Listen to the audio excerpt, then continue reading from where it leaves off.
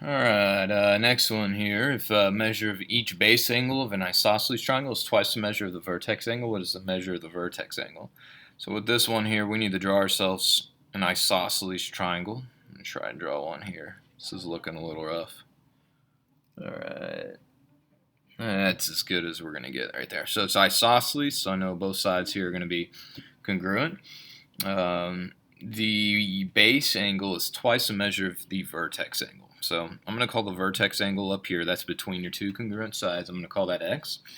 And then the base angles says 2 times the vertex angle, so I'll go 2x. And what we need to remember is across from your congruent sides, you have congruent angles. So the 2x here and the 2x there should be the same angle right there. So then you can say, all right, well, we got 5x, I think, total. Sorry, it's just reading that, making sure we're good there. So we can go x plus 2x, then plus another 2x, and then that equals 180 degrees. And of course, you know, all of those added together is 5x, and then when we divide, let me grab my calculator. I think that should be 30 something. Divided by 5, 36. Awesome. So we can say the vertex angle is 36 degrees. And then I guess if you wanted the base angle, just for whatever reason, if they asked for that, you could go plug that in for the 2x.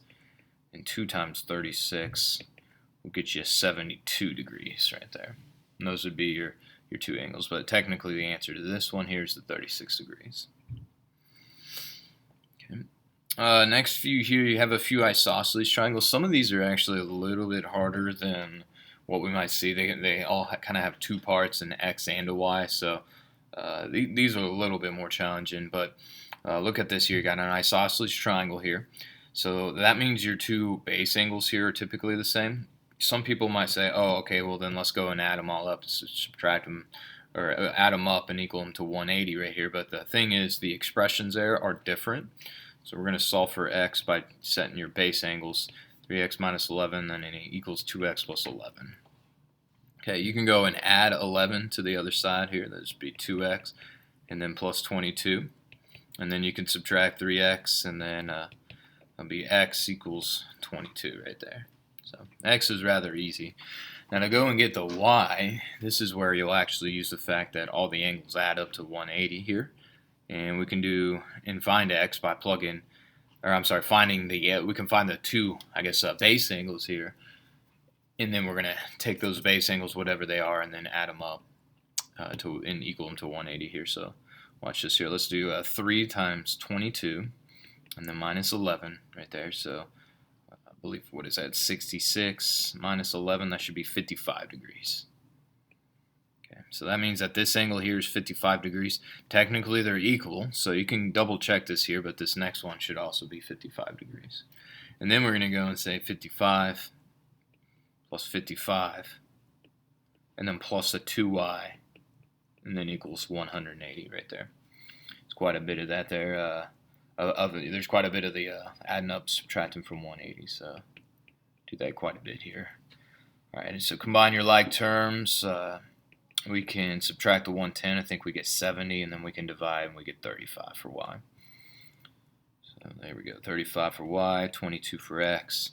So I think most of the problems on your test there is just going to be just one part, so you'll either do the part for x or the part for y, usually not both. So I'm going to move that over here just a little bit. Alright, number 12, this one's pretty hard right here initially, because initially what y'all want to do is you want to set these things here equal, since it's kind of, you know, it looks similar to the last one. And the issue is, well, you know, you got x's and y's mixed together, so we can't really do that. So here's what we're going to do on this one. I like to redraw the triangle. I'm just going to draw a smaller isosceles right triangle as best I can. It's not perfect, but I want to use the fact that, okay, if it's isosceles, these angles here are the same. And then you have the right angle up there at the top. And I think like the very first problem we saw here, we talked about these 2 angles on a right triangle need to add up to 90 degrees. And since they're both the same, we're going to do 90 divided by 2. And that's going to get us 45 degrees. And then what I'm going to do here is I'm going to put a 45 degrees there, and then a 45 degrees right there. Okay, and then these are two separate problems. So we can divide, we get 15. Over here we can go y plus 7 equals 45. And then subtract. And then what is that, 38? And then that'll be good right there on that one. So that one you kind of got to use the fact that, hey, both of those angles should be 45 degrees. And then individually set them equal to each other. Okay. Last one, dealing with the isosceles triangle. I do like this one here. Y, we'll get that here in a second, but for X, we're going to use the fact that, hey, this is isosceles again. Across from these congruent angles, or these congruent sides are the congruent angles. You can kind of draw an arrow, kind of like that. So those two should be the same, whatever they are. And then, so what that means is if this angle here is x minus 2, we can put another x minus 2 right here. And then we can say x minus 2 plus another x minus 2, and then plus a 4x plus 10, and then equals 180 degrees right there. Then I would go ahead and combine up the x's right here. This would be 6x, and then let's see, minus 2 plus 10, so 6x plus 10, or plus 6 actually, and then equals 180. And then we could subtract, that'll be 174, and then I'll need a calculator for this part here. 174 divided by 6 should be x is 29. Okay, and that'll be it there on that one right there. And then to go and get your matching y, what we're going to do here with this 29 is I'm actually going to plug it into this angle here and use the fact that you have a linear pair going on right here. So if your x is 29, then you can plug that in. 29 minus 2, so that'll be what, 27 degrees right here. And then those two angles right here should add up to 180. So we'll go 27 degrees plus 3y, and then equals 180 degrees. So we'll go 180 minus 27, it's 153, and equals 3y. I think that's going to go in 51 times right there. So you got 51, 29, and then we're good to go. Okay. Next three problems here. Looks like some more isosceles triangles. A lot of stuff there going on. So we're going to solve for the value of x. This one, 14, they're trying to throw us off here with this 20. You're not actually going to use that 20. You're going to use the fact that this is isosceles here because of the angles. And you're going to set the opposite sides equal.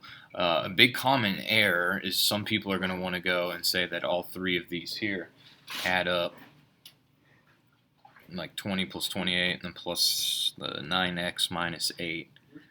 Since those are all sides, some people are going to want to set them equal to 180 right there. But they're sides, so you don't do that there. You set sides equal if it's isosceles. So let's go 9x minus 8 equals 28. Then we can add your 8, and that'll get us 36. And then we can divide, and that'll be x is 4. Okay. Number 15. 15 is kind of like one of the ones here above. You have an isosceles triangle here, so you can set both of these guys here equal if you had them, but we don't have an expression over here, so we're just going to rewrite 11x minus 18 in for that angle. And then we will, since these are all angles, we'll say that all of these add up to 180.